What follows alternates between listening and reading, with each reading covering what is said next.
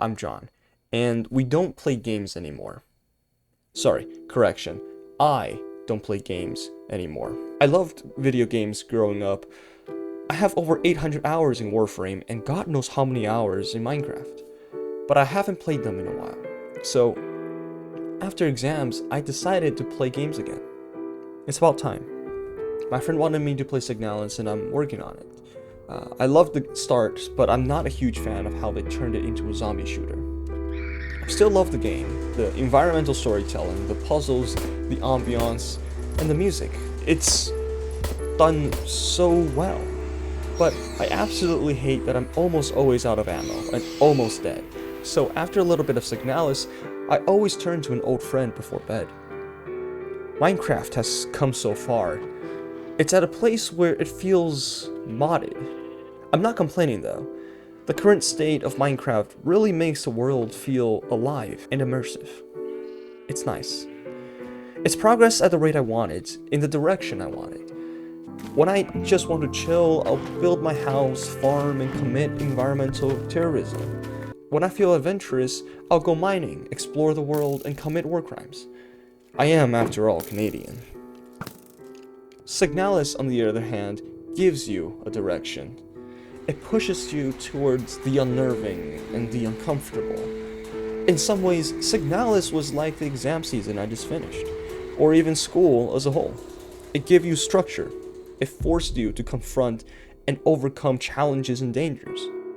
Sure, you could always log off, but there would be a voice nagging at you to finish the game. Minecraft gives you a choice. When you were brave, you would explore. When you were mentally drained, you would do the basic chores. Go plant some crops, chop some trees, upkeep the livestock. It is, in a sense, life. You had the choice of when to confront your challenges and when to rest. Yet in both games, you still had to confront the unknown. Perhaps we stop playing games because we confront the unknown and the challenging on a daily basis.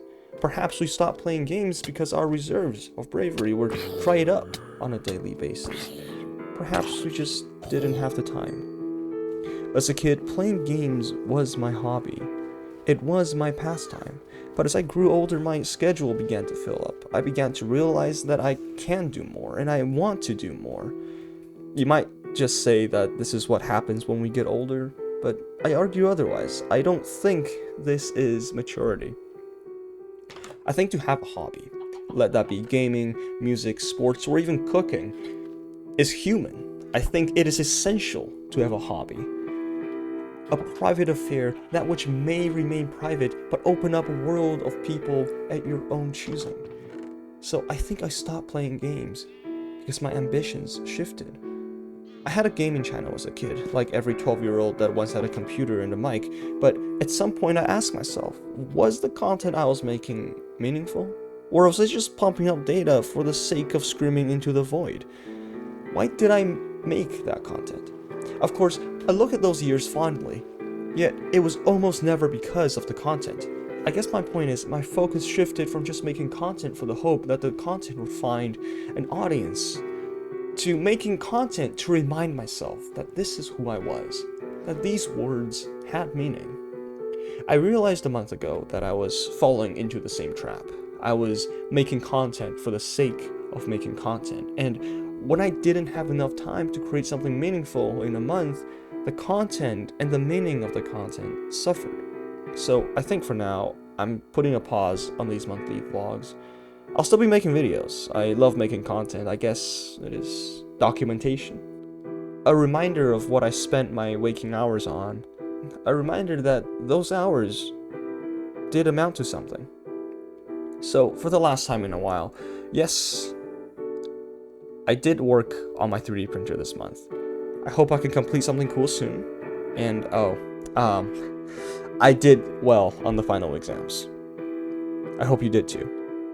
It's okay if you didn't though. Thanks for watching.